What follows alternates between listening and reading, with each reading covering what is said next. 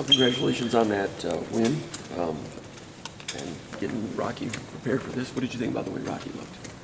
Well, I thought, obviously a great team win, to bounce back after the previous week and an opportunity for Rocky to get in.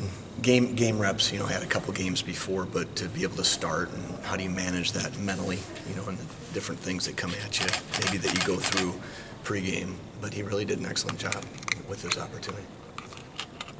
What's your main goal in terms of how you manage this now with, obviously Brian's been the guy and he's not healthy quite yet, but as this moves forward and he gets healthy, what's your main focus in terms of kind of, making sure it all works out, I guess? What we've always done. We've been very, very blessed that, that room, the quarterback room, are kids that care about each other and they compete against each other, but they're there to help each other.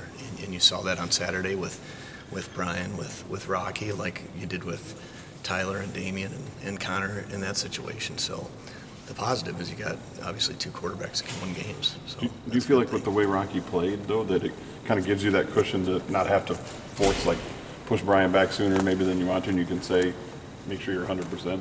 I think you look at Saturday, you're always waiting for proof. You have an idea what you think through scrimmages, through a year and a half of scout team or any different opportunities. But really, until you see game reps, how does a guy really manage that? And Rocky did a good job of just being calm, knowing where to go with the football, prepared himself well, and really played very well. Do you think he was more prepared for that game against Purdue because he'd gotten on the field for 3 snaps against Central and a few snaps in other situations? He did say that. He said it was fortunate that he had reps the week before because then there's not the nervousness of, when you first start.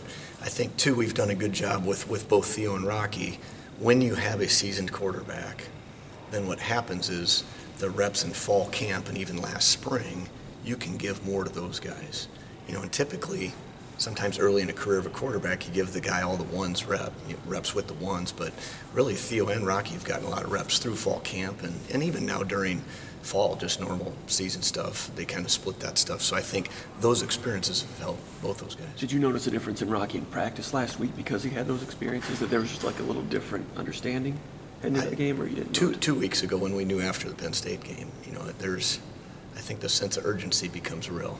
This is, you're a snap away. And so I think he did everything he could to prepare, played with confidence, threw the ball very well, both those weeks. Sorry, I didn't mean to not that you ever want to see an injury to your starter, but is there an amount of eagerness for you just to get a look at the next guy and know what he can really do with a full game situation and know that if it comes to it, we know what he's got now? I don't think you're ever wishing for an injury. You're hoping for a game situation where you can put him in, maybe get ahead or those type of things. And it seems like we really have not had those, really in the last 6 years to play the backup very much. But now that you have that, I think what it does for Rocky and for backup quarterbacks is it breeds confidence that I can do it, and you just see a different confidence about them after those situations.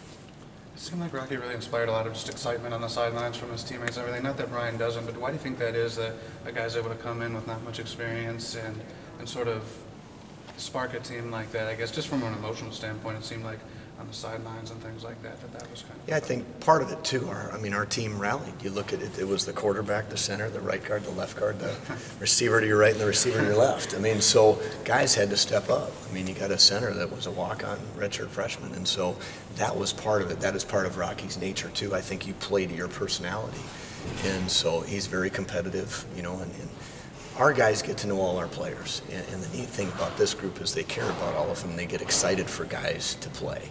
And so we've obviously had that opportunity with guys that have backed up, and then now their number's been called, and really a lot of guys in our program have responded on both sides of the football. And how would you say his strengths sort of align or differ with Brian's? Maybe what are some things that he does differently, or just how would you compare sort of his strengths compared to Brian's? They're similar in ways in how they throw the ball accurately and get the ball out. Rocky will probably run you over more than try to make you miss. Maybe that's one of the major differences, I guess. The injury, obviously it took a while for the injury bug to finally catch the quarterbacks, but how tough is that for a quarterback when guys around him are dropping all the time, whether it's a receiver or up front? How difficult is that?